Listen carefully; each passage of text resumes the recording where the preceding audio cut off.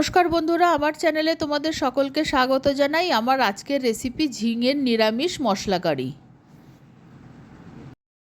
ঝিঙেটার খোসা ছাড়িয়ে ঝিঙেটাকে একটু বড় বড় টুকরো করে কেটে নিয়েছি। আর ঝিঙের খোসাটা আমি কিভাবে ছাড়িয়েছি তোমরা আশা করি দেখে বুঝতে পারছো।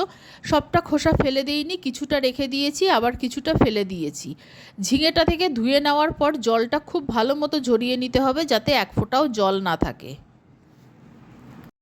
ঝিঙে অনুযায়ী বড় চামচের 1.5 চামচ বেসন দিলাম। বেসনের সমান কর্নফ্লাওয়ার দিয়ে দিলাম। খুব সামান্য নুন আর অল্প হলুদ দিয়ে ভালো করে মেখে নেব। নুনটা বেশি দেওয়া যাবে না, তাহলে ঝিঙে থেকে জল ছেড়ে দেবে।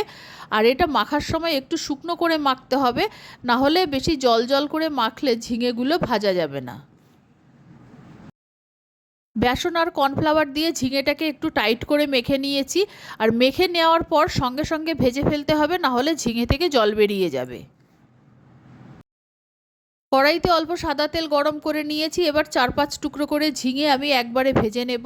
আর ঝিঙেটা ভাজার সময় ফ্লেমটাকে হাইয়ের দিকে রাখতে হবে, না হলে ঝিঙে থেকে জল বেরিয়ে যাবে, ঝিঙেগুলো ভালোভাবে ভাজা হবে না। আমি কিছুক্ষণ ভেজে নেওয়ার পর আরেকবার নেড়ে দেব। এইভাবে ঝিঙেগুলো ভেজে নেব। ঝিঙের টুকরোগুলো ভালো করে উল্টে পাল্টে ভেজে নিয়েছি। আমি একটা করে টুকরো তুলে দেখাচ্ছি কীরকমভাবে ভেজে নিয়েছি। এইভাবে সব ঝিঙেগুলো আমি ভেজে নেব। ঝিঙেগুলো ভাজা হতে হতে আমি মশলা করে নিচ্ছি। 1 চামচ গোটা ধনে, 1 চামচ গোটা জিরে আর 1/2 চামচ রাঁধুনি, এগুলো মিক্সিং জারে নিয়ে নিচ্ছি। এই মশলাগুলোর সঙ্গে 5-6টা ঝাল শুকনো লঙ্কা নিয়ে নিচ্ছি। সব মশলা আগে শুকনো গুঁড়ো করে নেব, তারপর পেস্ট করব। শুকনো মশলাগুলো গুঁড়ো করে নিয়েছি। এবার এর মধ্যে 1 চামচ আদা বাটা দিয়ে দিলাম। টমেটো টুকরো করে কেটে দিয়ে দিলাম। এবার 2 চামচ জল দিয়ে পেস্ট করে নেব। পেস্ট করা মশলাটা এখন রেখে দিচ্ছি। কড়াইতে অল্প আর একটু সর্ষের তেল দিয়ে 1/2 চামচ গোটা জিরে ফোড়ন দিলাম। দিলাম অল্প একটু কসুরি মেথি আর 1/2 চামচ হিং। ফোড়নটা একটু ভেজে নিচ্ছি। ফোড়নের সুগন্ধ বের হতেই মিক্সিং জারে করে রাখা মশলাটা আমি কড়াইয়ের মধ্যে দিয়ে দিলাম। 1/2 চামচ হলুদ দিয়ে দিলাম। যতক্ষণ না মশলাটা থেকে ভালো মতো তেল ছাড়ছে ততক্ষণ এইভাবে নেড়ে মশলাটাকে কষিয়ে নিতে হবে। মশলাটা খুব ভালো মতো কষানো হয়ে গেছে। এবার আমি জল দিয়ে দিলাম। মিক্সিং জারে লেগে থাকা মশলাটাও জলের সঙ্গে ধুয়ে দিয়ে দিলাম। খুব বেশি জল এতে লাগবে না, ঝিঙে থেকেও আরও খানিকটা জল বেরোবে। ঝিঙেগুলো সেদ্ধ হওয়ার পর খানিকটা গা মাখা ঝোল থাকবে, সেই আন্দাজে জল দেব। জলটা দেওয়ার পর মশলাটা নাড়াচাড়া করে ভালো মতো আমি মিশিয়ে দিলাম। এবার ঝোলটা ফুটে ওঠা পর্যন্ত অপেক্ষা করব। ঝোলটা ফুটে উঠেছে। এবার ভেজে রাখা ঝিঙেগুলো আমি ঝোলের মধ্যে দিয়ে দিয়েছি। আরও কয়েকটা ঝিঙে ভাজা ছিল, আমার ছোট মেয়ের দয়ায় ঝিঙে ভাজাটা কমে গেছে। আরও একটু নুন দিয়ে দিলাম, একটু গরম মশলা দিলাম।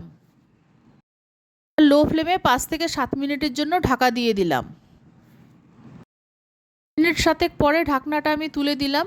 ঝিঙেগুলো খুব ভালো মতো সেদ্ধ হয়ে গেছে, আমার রান্নাটাও প্রায় হয়ে গেছে। আর এই রান্নাটা এতটা সুস্বাদু হয়, তোমরা বাড়িতে না বানালে বুঝতে পারবে না। নিরামিষের দিন এটা খুবই ভালো লাগে খেতে। নিরামিষ রান্নার স্বাদটা বাড়ানোর জন্য আরেকটু চিনি দিয়ে দিলাম। সবার শেষে 1/2 চামচ ঘি দিয়ে দিলাম। সবার শেষে একবার ভালো মতো নেড়ে দিচ্ছি, যাতে মিষ্টিটা ভালো মতো মিশে যায় আর ঘিটাও ভালোভাবে মিশে যায়। রান্নাটা হয়ে গেছে, নামিয়ে নিচ্ছি। নিরামিষ ঝিঙে মশলা তৈরি হয়ে গেছে। এটা একদম সম্পূর্ণ নতুন ধরনের একটা রেসিপি আর খুবই সুস্বাদু। তোমরা একবার বাড়িতে বানিয়ে দেখো, আশা করি নিরাশ হবে না। আর আমার নতুন পুরনো সকল বন্ধুদের আন্তরিক ধন্যবাদ ও ভালোবাসা জানিয়ে আমি আমার ভিডিও শেষ করছি।